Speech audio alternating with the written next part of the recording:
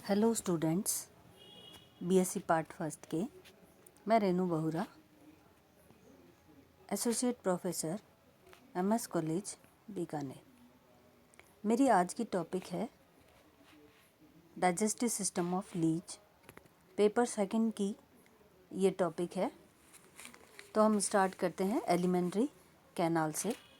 The elementary canal of leech is a straight tube well adapted to store bloody meal.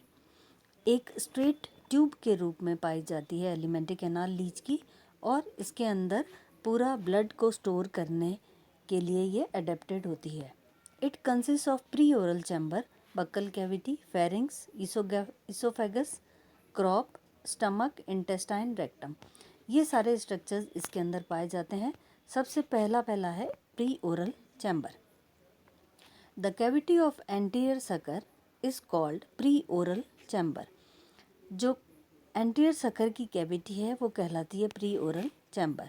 It is separated from buccal cavity by partition called velum. ये buccal cavity से separated होता है, एक partition पाई जाती है बीच में जिसको बोलते हैं वीलम। माउथ इसके अंदर ट्राइरेडिएट होता है और ये प्री ओरल चैम्बर के बेस पर पाया जाता है। Mouth is triradiate and it is placed at the base of pre oral chamber. It is surrounded by 3 lips, और ये 3 लिप्स के द्वारा सराउंडेड रहता है। नेक्स्ट है buccal cavity. Mouth leads into a short buccal chamber. बहुत छोटे से बक्कल चैम्बर के अंदर माउथ ओपन होता है। 3 jaws are inserted in the wall of buccal chamber. 3 jaws buccal chamber के वॉल में पाए जाते हैं, जो इंसर्टेड रहते हैं वॉल में। Each jaw is a muscular cushion covered by a thin cuticle. Muscular structure होता है, मस्कुलर कुशन के रूप में पाया जाता है जॉ, और क्यूटिकल, थिन क्यूटिकल की लेयर के द्वारा कवर्ड रहता है। One of the jaws is mid dorsal in position. उसमें से एक जॉ मिड डॉर्सल होता है और बाकी 2 वेंट्रोलेटरल जॉज होते हैं पोजीशन में। एक मिड डॉर्सल और बाकी 2 ventrolateral. The mid-dorsal jaw has 103 to 128 teeth on its free margin, whereas the number of teeth on each ventrolateral jaw is 85 to 115. जो मिड डॉर्सल जॉ है उसके अंदर टीथ की संख्या पाई जाती है 103 से लेकर के 128 तक, और फ्री मार्जिन पे ये टीथ पाई जाती है। और वेंट्रोलेटरल जॉ में टीथ की संख्या बहुत कम होती है comparison to mid dorsal jaw.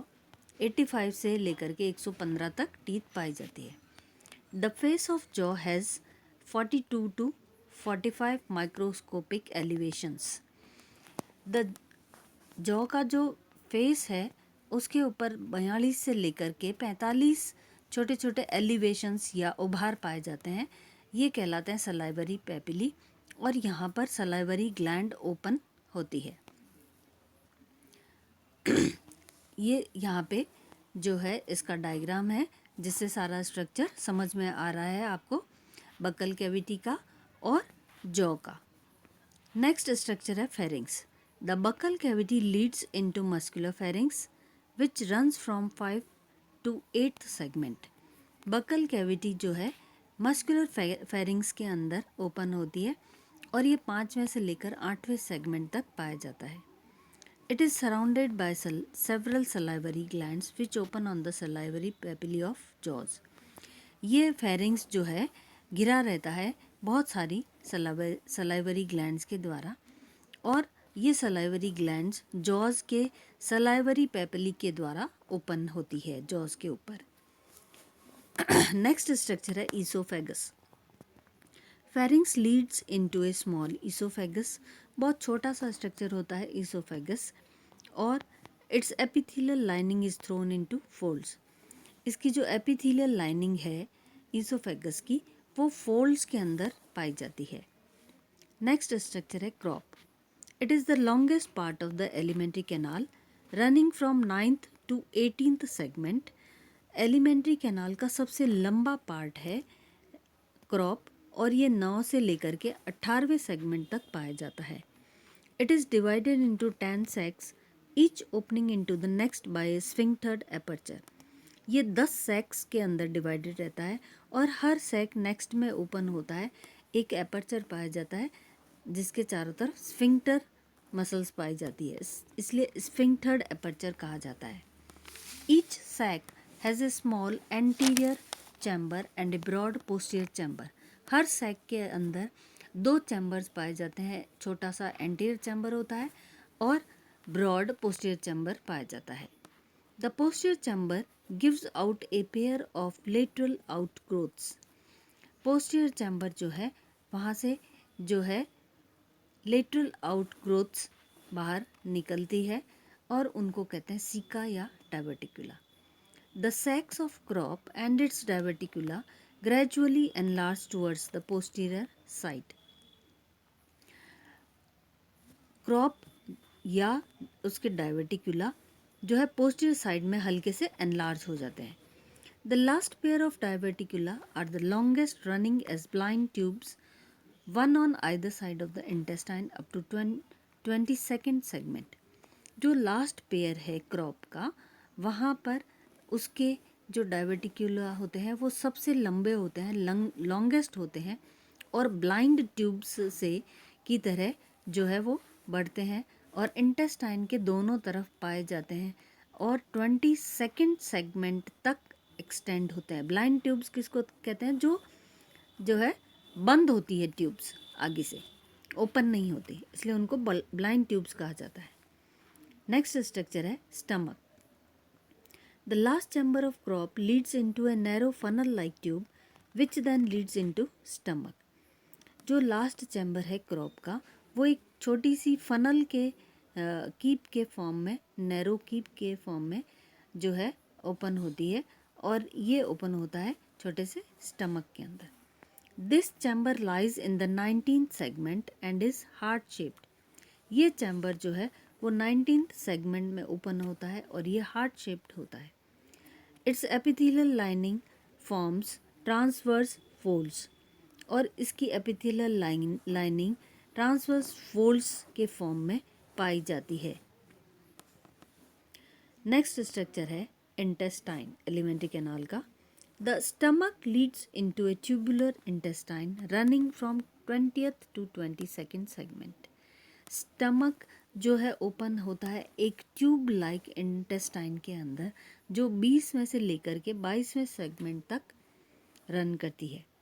There is no clear line of demarcation between stomach and intestine.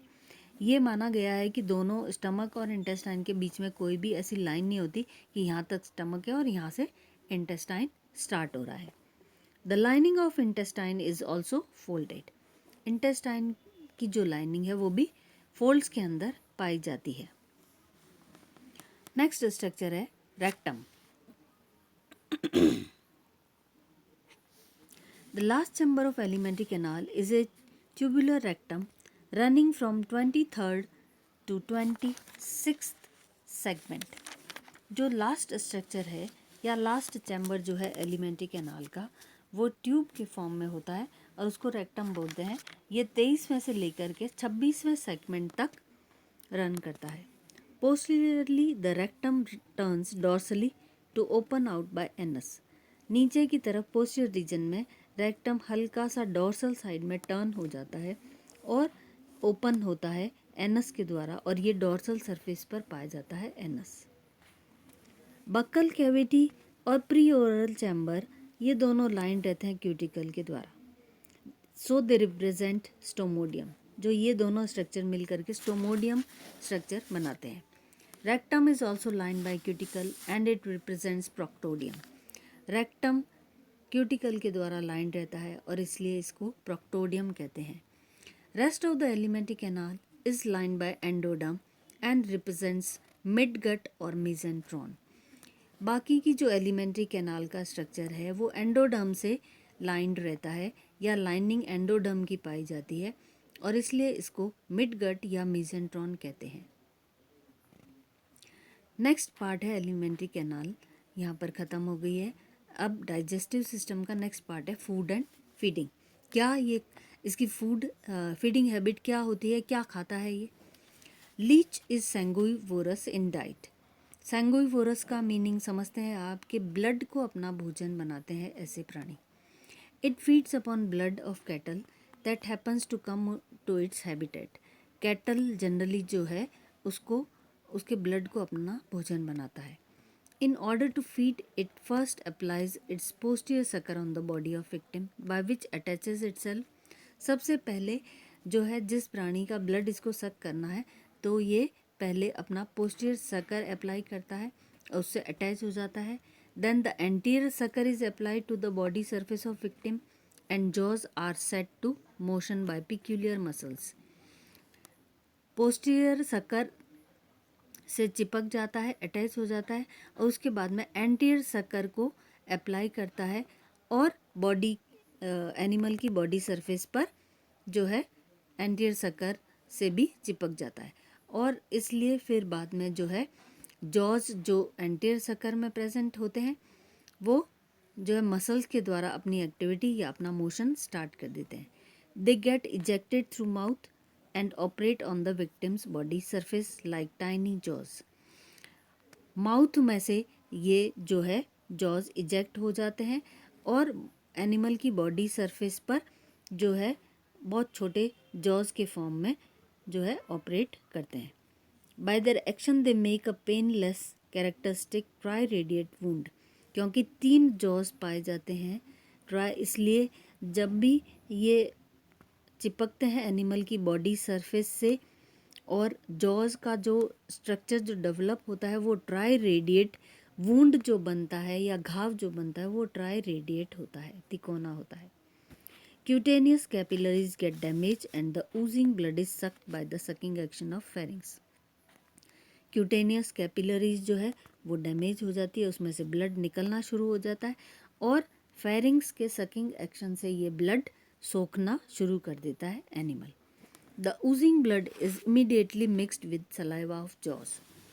जैसे ही ब्लड निकलता है तो ये सबसे पहले सलाइवा जॉज के अंदर, क्योंकि मैंने कहा सलाइवरी ग्लैंड्स पाई जाती है, सलाइवरी पेपिली से ओपन होती है तो यहाँ पर सलाइवा इसके साथ मिक्स हो जाता है ब्लड के साथ में और सलाइवा के अंदर एक एंटी कोएगुलेंट पाया जाता है जिसको हीरोडिन कहते हैं। The saliva contains an anticoagulant called hirudin.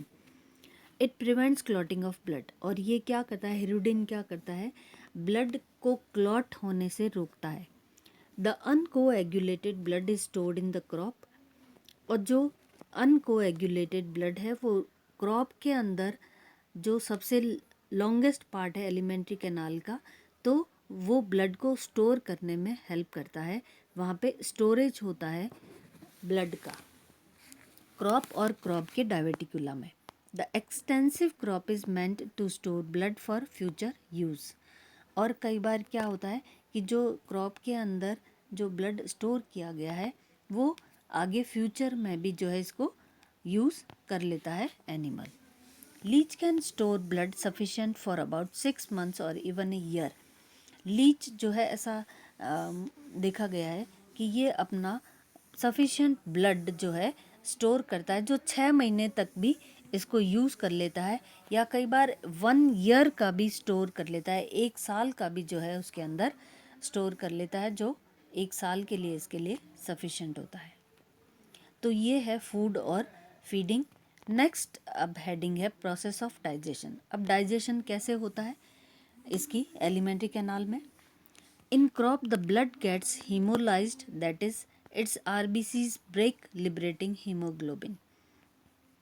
Crop के अंदर क्या होता है कि ब्लड हीमोलाइज हो जाता है, आरबीसी ब्रेक होती है और उसमें से हीमोग्लोबिन रिलीज हो जाता है। हीमोग्लोबिन आरबीसी के अंदर प्रेजेंट है तो ब्रेक हो जाती है, टूट जाती है आरबीसी और हीमोग्लोबिन बाहर निकल जाता है। The blood then enter slowly into the stomach. और ब्लड जो है स्टमक के अंदर एंटर हो जाता है where it turns green and is divided by proteolytic enzymes. वहाँ पर ये ग्रीन पदार्थ के अंदर कन्वर्ट हो जाता है और ये डिवाइड हो जाता है प्रोटियोलाइटिक एंजाइम्स में। The digested material is absorbed bye intestine, और जो डाइजेस्ट हो गया है मटेरियल वो इंटेस्टाइन के द्वारा एब्जॉर्ब किया जाता है या अवशोषित हो जाता है। And undigested residue is eliminated bye rectum and anus, और जो अनडाइजेस्टेड मटेरियल है जो इसकी बॉडी के लिए यूज़फुल नहीं है, अनडाइजेस्टेड है, वो एलिमिनेट हो जाता है रेक्टम और एनस के द्वारा बाहर। तो ये है सारा इसका डाइजेस्टिव सिस्टम लीच का। मुझे बहुत जो है कंसंट्रेशन से सुनने के लिए थैंक यू। आज की टॉपिक मेरी यहीं पर ख़त्म होती है। Thank you.